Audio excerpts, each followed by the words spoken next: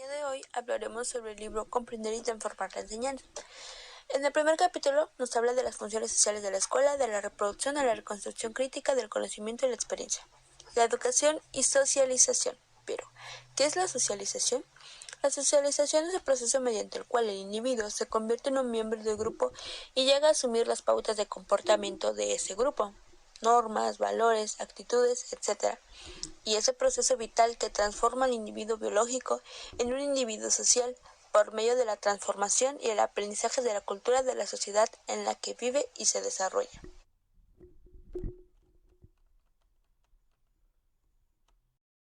En el capítulo 2 abordamos el tema de los procesos de enseñanza-aprendizaje, un análisis de las principales teorías de aprendizaje. Los procesos de enseñanza-aprendizaje en la institución escolar se consideran el centro de investigación y las prácticas didácticas. La mayoría de las teorías psicológicas del aprendizaje son modelos explicativos que han sido obtenidos en situaciones experimentales y hacen referencia a aprendizajes de laboratorio, que solo relativamente pueden explicar el funcionamiento red de los procesos naturales del aprendizaje incidental y del aprendizaje en el aula. Estas teorías deberían afrontar estos procesos como elementos de una situación de intercambio. Derivaciones didácticas de la teoría del condicionamiento. Las derivaciones pedagógicas y didácticas de los principios en que se apoya la teoría del conocimiento son evidentes, máximo cuando el mismo Skinner ha dedicado parte de sus trabajos a la aplicación práctica de sus esquemas psicológicos sobre el aprendizaje. Sus teorías del aprendizaje suponen una concepción del hombre que expone claramente más allá de la libertad y la dignidad. Esta concepción se asienta en el siguiente principio: el hombre es el producto de las contingencias reforzantes del medio. El objeto de la ciencia psicológica dentro de esta perspectiva es conocer tales contingencias y controlar en lo posible sus efectos reforzantes para la conducta humana. Toda la vida, objetos, situaciones, acontecimientos, personas, instituciones tienen un valor reforzante, refuerzan una u otra conducta. El comportamiento humano está determinado por contingencias sociales que rodean, orientan y especifican las influencias de los reforzantes. En las teorías medicinales nos dice que durante el presente siglo y como reacción a la interpretación behaviorista del aprendizaje surgen, se desarrollan y se transforman diversas teorías psicológicas que englobamos en la corriente cognitiva. A pesar de importantes y significativas diferencias entre ellas,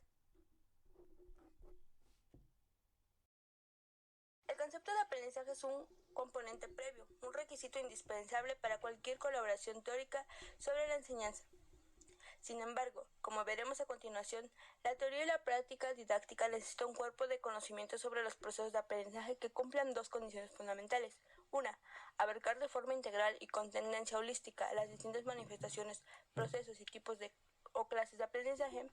Mantenerse apegado a lo real, siendo capaz de explicar no solo fenómenos aislados, producidos en el laboratorio, en condiciones especiales, sino también la complejidad de los fenómenos y procesos del aprendizaje en el aula, en condiciones normales de la vida cotidiana.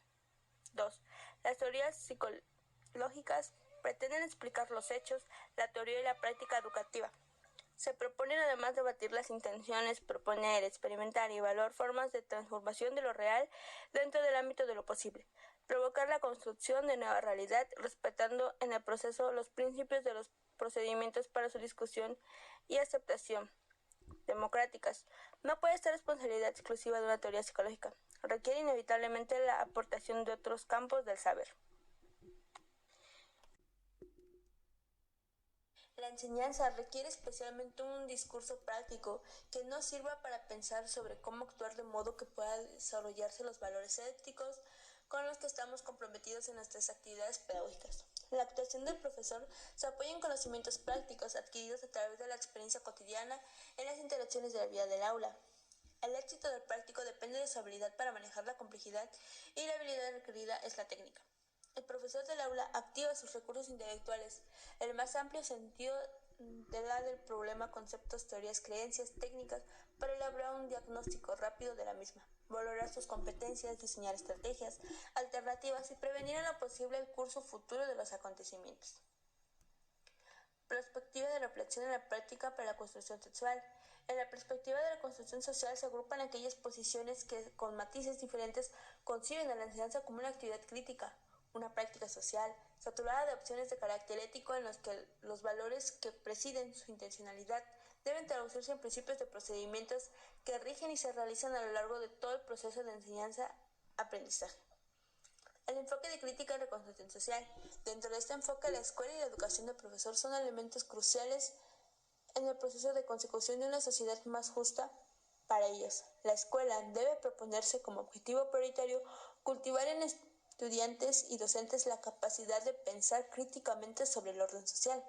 El profesor es a la vez un educador y un activista político en el sentido de intervenir abiertamente en el análisis y debate de los asuntos públicos, así como por su visión de provocar en los alumnos compromisos con los problemas colectivos. Los programas de formación del profesor dentro de este enfoque enfatizan tres aspectos fundamentales. En primer lugar, el desarrollo de capacidades de reflexión crítica sobre la práctica, para desenmascarar los influjos ocultos de la ideología dominante en la práctica cotidiana en el aula. En segundo lugar, el desarrollo de capacidades de reflexión crítica sobre la práctica, para desenmascarar los influjos ocultos de la ideología dominante en la práctica cotidiana del aula. En tercer lugar, el desarrollo de las actitudes que requiere el compromiso político del profesor como intelectual transformador en el aula, en la escuela y en el contexto social. El contexto social y político en que se produce la enseñanza y la intervención del profesor es objeto directo de análisis crítica para comprender mejor sus efectos con respecto a los valores de igualdad y justicia social. La investigación emerge como una formación de desarrollar el currículum en las escuelas de innovación. Así pues, su objetivo fundamental es mejorar la práctica antes de producir conocimiento, ya que a través de la investigación educativa, los profesores transforman el escenario del aprendizaje, currículum, modo de enseñanza y el clima de la escuela. La enseñanza también es tomada como entretenimiento de habilidades, porque crea una producción de nuevo conocimiento y se centra en la creación de habilidades y capacidades formales, ya sea de una manera simple, como una lectura escrita, escritura o cálculo, hasta las más complejas como la resolución de problemas, reflexión, planificación y una evaluación. El desarrollo de habilidades que se plantea se desprenden del contenido que se requiere que los alumnos desarrollen. También se toma la enseñanza como fomento del desarrollo natural, es decir, se plantea que la enseñanza en la escuela debe ayudar al individuo a desenvolverse en un mundo, facilitando el medio y los recursos para el crecimiento, de manera físico-mental, propiciando la interacción social. No olvidemos que la enseñanza es planteada como producción de cambios conceptuales, que esto se apoya en los planteamientos de Piaget, para quien el aprendizaje es un proceso de transformación más que la acumulación de contenidos, ya que el alumno asimila la información y el docente es su guía, el cual transforma los pensamientos y las creencias del estudiante. Para provocar un proceso dialéctico, en ello debe conocer su estado actual de desarrollo del alumno y conocer cuáles son sus preocupaciones e intereses.